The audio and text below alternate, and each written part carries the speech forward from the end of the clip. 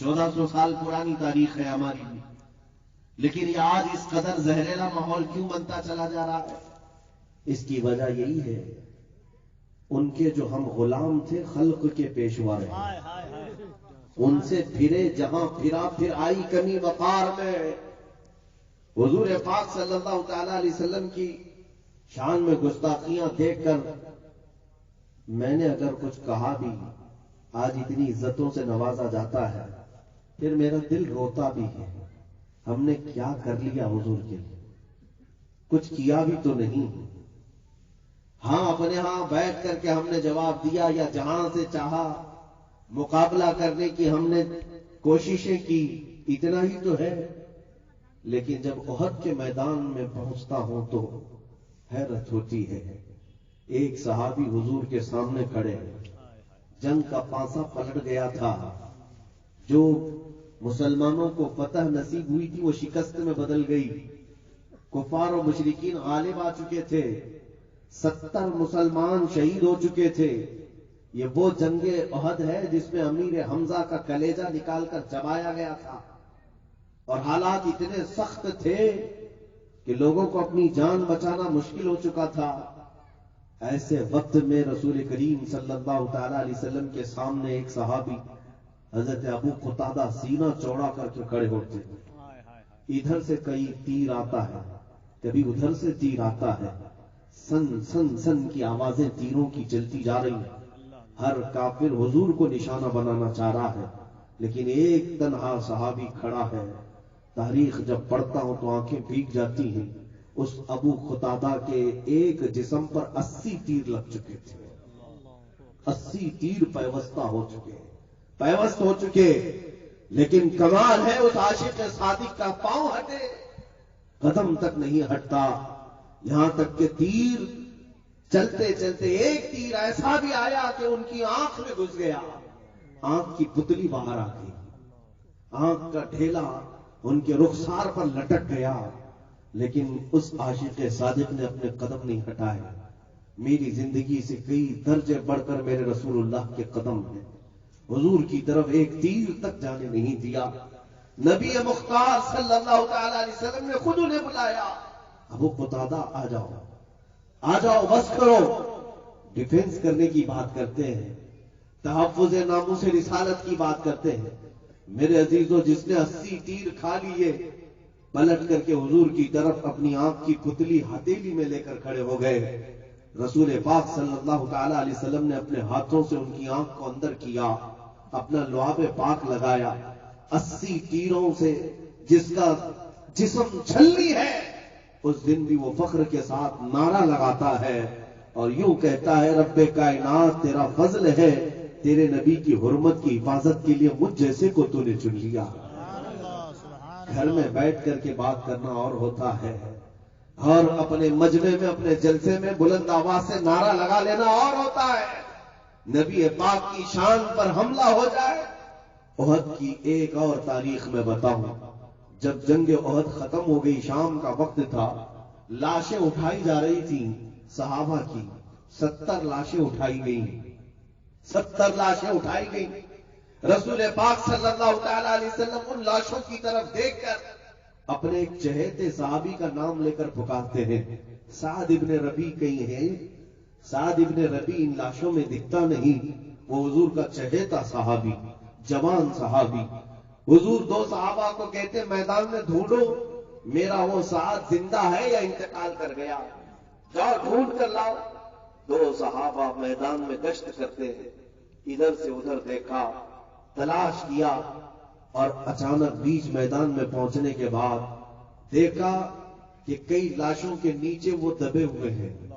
پکارا، جو صحابی گئے تھے حضرت طلحہ، سعد ابن ربیع تم زندہ ہو یا انتقال کر گئے ہو؟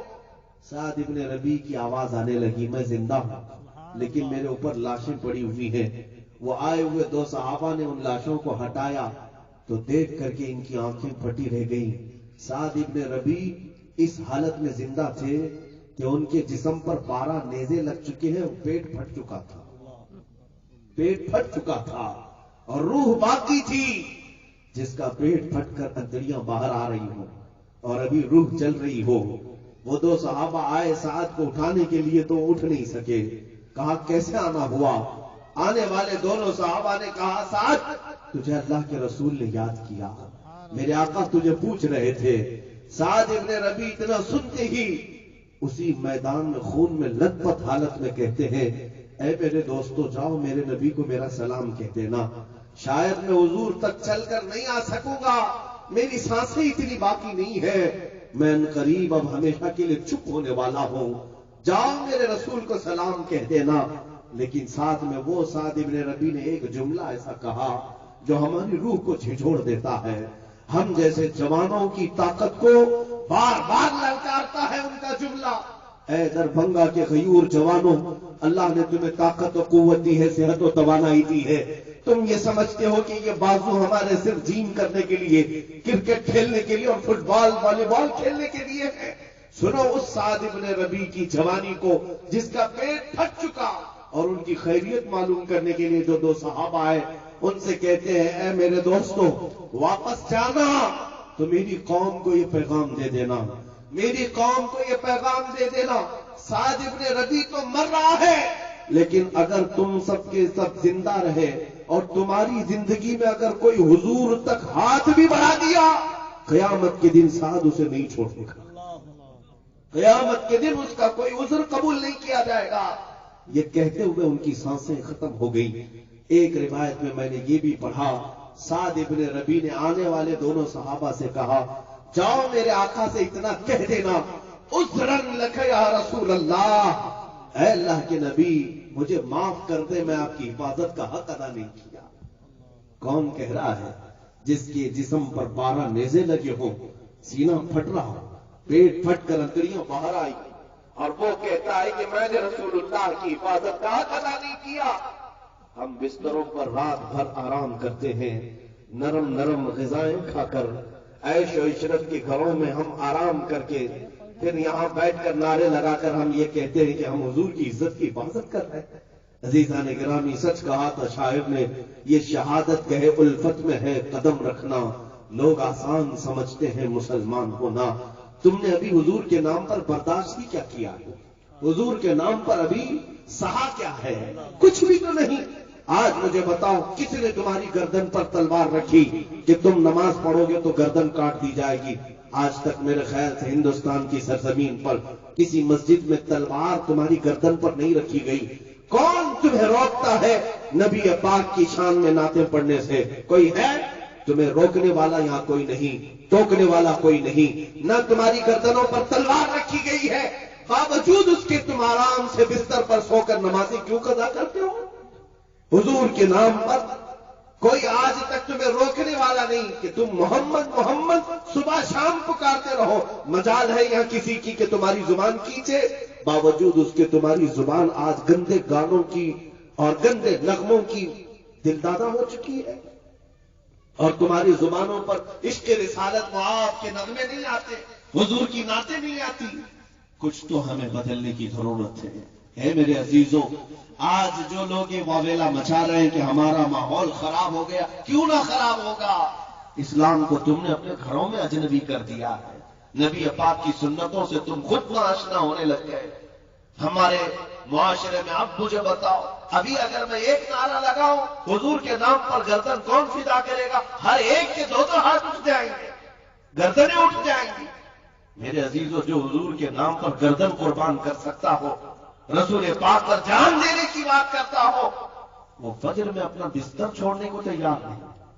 اللہ کے گھر سے اسے بار بار بلایا جاتا ہے، وہ نماز کی طرف آنے کو تیار نہیں. کون سی جان دو گے؟ کون سی جان دو گے؟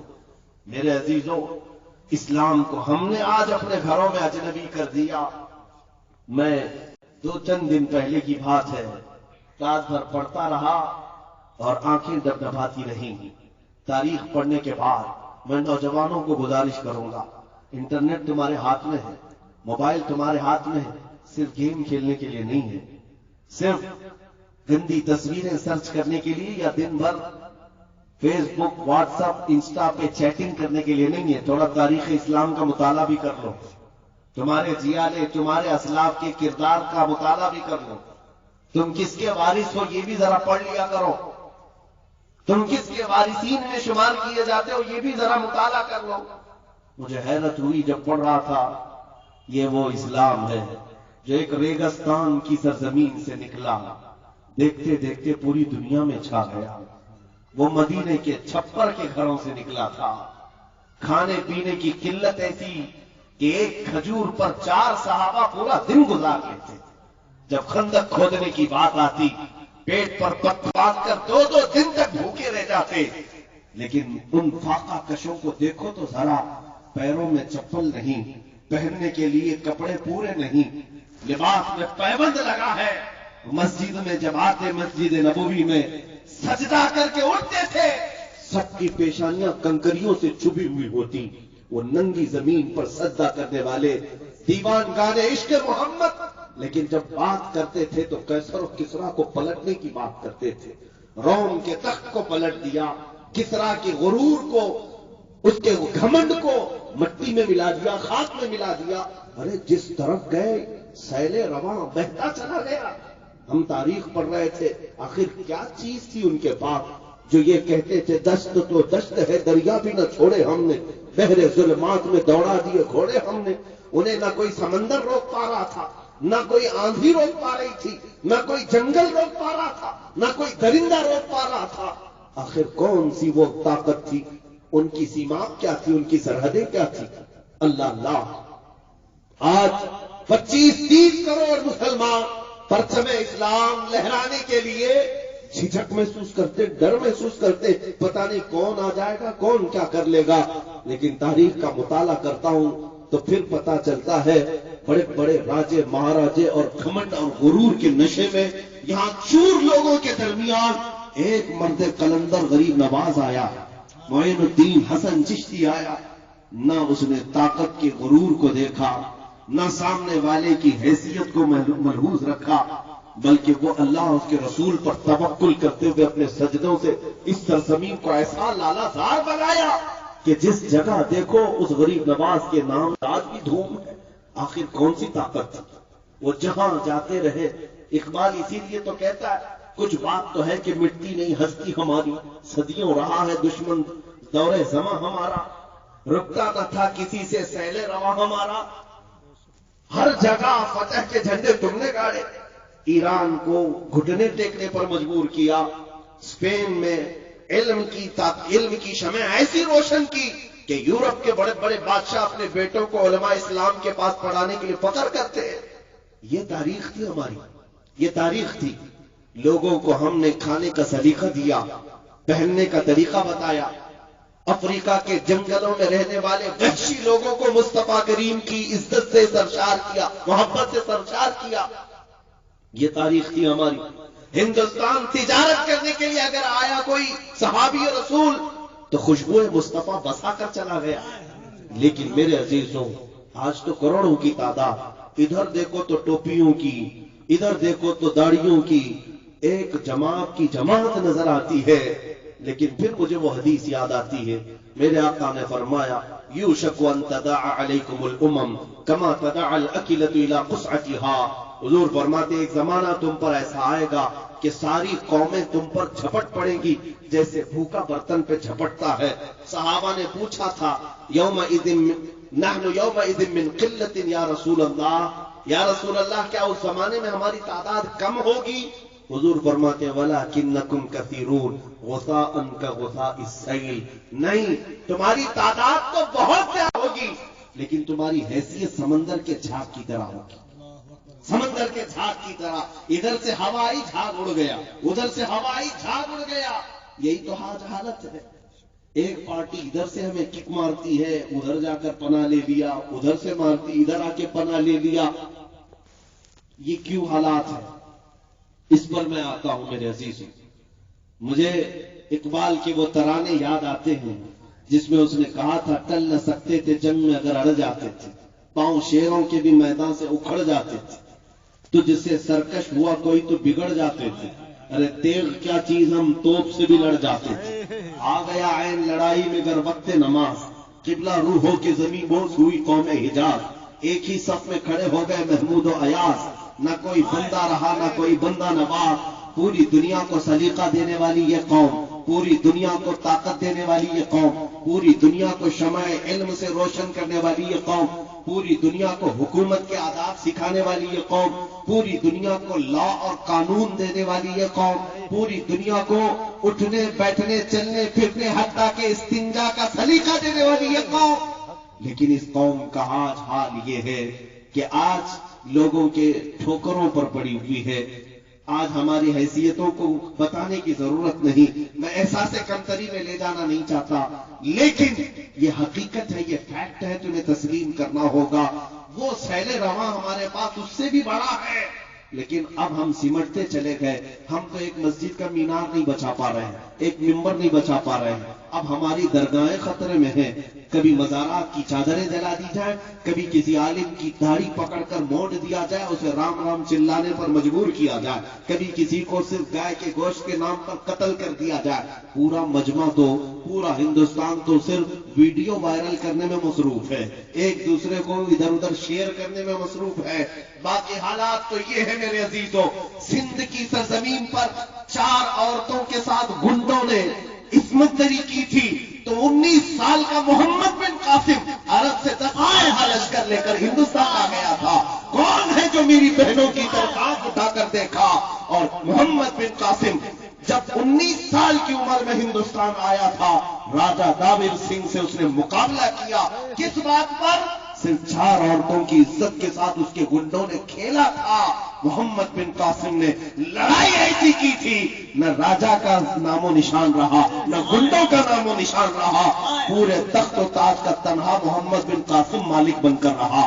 وہ تو فتح کرنے نہیں آیا تھا، اپنی بہنوں کی چیخ سن کر کے آیا تھا. یہاں تمہارے پڑوس سے نہ جانے کتنی مائیں چیخ رہی ہیں، کتنی بہنیں اپنی عزت کو لٹتی ہوئی شکایتیں کرتی ہیں، کسی کے کانوں پہ جوں تک نہیں رہتی. عزیزان گرامی، یہ ساری عزتیں بعد میں، ہماری مائیں لٹتی ہیں، بیٹیاں لٹتی ہیں، مسجدیں لٹتی ہیں، خانقاہیں لٹتی ہیں، یہ سب بعد میں. اس سے بڑھ کر کے تو یہ ہے شرم سے ڈوب مرنے کی بات. مجھے ایک بات یاد آتی ہے، بریلی شریف حاضر ہوا تھا، وہاں کے بزرگ اور خانقاہ رضویہ کی آبرو میرے ساتھ مصافحے کے دوران انہوں نے محبت کے ساتھ کہتے کہتے ان کی آنکھوں سے آنسو میں نے دیکھے. کہا کہ مولانا آپ بات تو کر رہے ہیں، خطاب کر رہے ہیں، ہندوستان میں مسلمان ہے کہاں؟ ہندوستان میں مسلمان ہے کہاں؟ میں نے کہا کہ حضور بڑا جملہ ہے، آپ ایسا کیوں فرما رہے ہیں؟ کہا کہ جب ہندوستان کی سرزمین پر سے اللہ رب العزت کو گالیاں دی جائیں، رسول اللہ کے متعلق زنا کے الزامات لگائے جائیں، تو پھر مسلمان ہے کہاں؟ مسلمان ہے کہاں؟ آپ کو پتا ہے ایک عورت کی عزت پر حملہ آور ہوا تھا کوئی گنڈا، تو عرب سے ایمان والے چلے آئے تھے. غزوہ تبوک کیوں ہوا تھا؟ ایک حضور کے قاصد کو ایک بادشاہ نے ظلمن قتل کیا تھا، تو پورے مدینے کے صحابہ نکل آئے کہ رسول اللہ کے قاصد کے ساتھ کیسے بے حرمتی ہوئی. پوری جنگ ہو گئی تبوک کی. غزوہ بنی مستلق میں ہوا کیا تھا؟ مکہ کی ایک عورت کا برقع نکال دیا تھا ایک یہودی نے، خود رسول اللہ چل پڑے صحابہ کے ساتھ. ارے وہاں نوجوانوں کی عزت پر بات آتی تو پورا مدینہ نکل پڑتا. یہاں خود بذات خود رسول اللہ کی عزت کی بات آئی.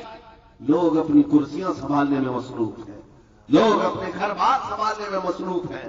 مجھے اس بات کا اندیشہ ضرور ہے کہ میری اس گفتگو کا یہ دجالی میڈیا کیا اثر لیتی ہے اور ہمارے مخالف دشمنان اسلام کیا اثر لیتے ہیں. مجھے اچھی طرح معلوم ہے کہ یہاں پر ہمیں یہ کہہ دیا جائے گا کہ بھڑکاؤ بھاشن ہے، لوگوں کو بھڑکاتا ہے، پرووکنگ کرتا ہے، اور لوگ اس سے امپریس ہو کر مرڈر تک کر جائیں گے، فلاں کر جائیں گے. تم ہزار میرے متعلق کہہ لو، مجھے اس کی فکر نہیں. تم مجھے آتنکواد کہہ دو، دہشت گرد کہہ دو، ٹیررسٹ کہہ دو، مجھے اس کی فکر نہیں. میں رسول اللہ کی بارگاہ میں جانے والا ہوں، قبر میں مجھے اس بات کی فکر اس بات کی ہے کہ قبر میں جائیں گے تو حضور کو منہ دکھانا ہے. کہیں رسول اللہ نے یہ پوچھ لیا کیا تو اسی ملک سے آتا ہے جہاں مجھے گالیاں دی جاتی؟ ہمارے پاس کوئی جواب نہیں رہے گا. اسی لیے جب تک زبان ہے، جب تک زندگی ہے، جب تک آزادی ہے، بول لیں تاکہ قبر میں جانے کے بعد پچھتاوا نہ ہو. اے مسلمانوں، میری اس تقریر کا اب خلاصہ سن لو. میں نے تاریخ تو بتائی، اسی قوم سے ہمارا رشتہ ہے جو 313 ہوتے، لیکن خوف ان کے دلوں میں نہیں تھا. پیروں میں چپل نہیں، ہاتھوں میں تلوار نہیں، لکڑی کے ٹکڑے لے کر چل پڑے بدر کے میدان میں، لیکن بڑی بڑی طاقتوں کا نشہ دھول میں ملا کر آ گئے. یہ سب کو پتا ہے تاریخ اسلام. وہ جو قوت تھی، وہ طاقت تھی، وہ کیا تھی؟ وہ کون سی طاقت تھی؟ میں تمہیں بتاتا ہوں وہ قوت اور طاقت کیا تھی. خالد بن ولید کو سنا ہوگا، بطل جلیل، سپہ سالار اسلام، سیف اللہ المسلول، رسول اللہ کے وہ چہیتے صحابی جس کو خود میرے آقا نے اللہ کی تلوار کہا. آپ کو پتا ہے خالد بن ولید نے اپنی زندگی میں کتنی جنگیں لڑی؟ 125 جنگیں لڑی. 125 جنگیں. تم اتنا کھیلے بھی نہیں ہوگے میدان میں. وہ جنگوں میں شرکت کر چکے. جنگ کا مطلب سمجھتے ہو؟ جان ہتھیلی پر لے کر جانا، کب کہاں سے تیر آ جائے، کب کہاں سے تلوار چل پڑے اور گردن کٹ جائے. خالد بن ولید خود کہتے میرے پورے جسم میں ایک بالشت جگہ بھی باقی نہیں جہاں تیر نہ لگا، زخم نہ آئے پورے جسم پر. اور معلوم ہے آپ کو، وہ جو تلوار اٹھاتے تھے ان کی تلوار کا ایک ہاتھ کا جو ان کی تلوار کا وزن تھا 35 کلو کا تھا.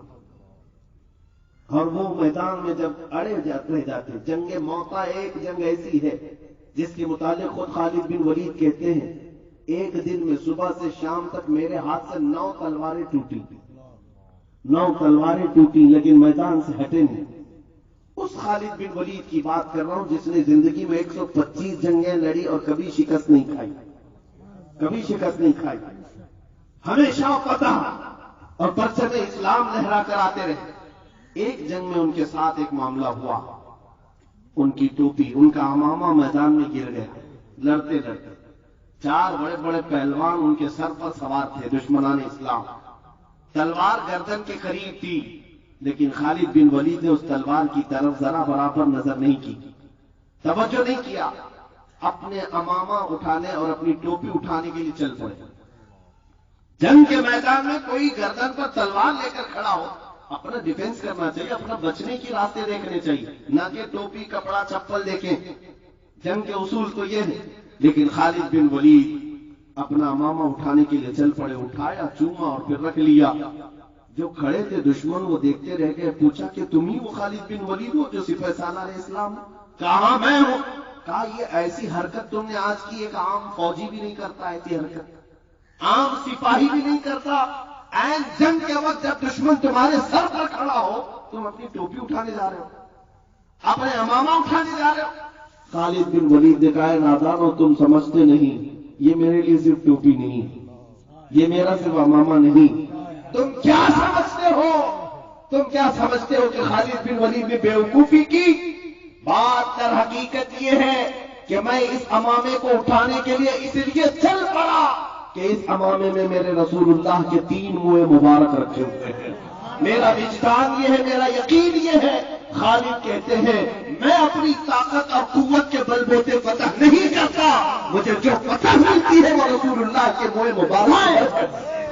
نعرے تکبیر، نعرے رسالت، عظمت مصطفیٰ، صفات مصطفیٰ، ناموس مصطفیٰ. ان کو نشہ نہیں تھا اپنی قوت کا، اپنی طاقت کا، کہ میں 35 کلو کی تلوار اٹھاتا ہوں اور فتحوں کی صفیں درہم برہم کرتا ہوں. نہیں، خالد بن ولید کو یقین تھا مجھے اگر کوئی چیز فتح دلا سکتی ہے تو نسبت رسول اللہ ہے. رسول اللہ کی نسبت ہی مجھے فتح سے ہم کنار کر سکتی ہے.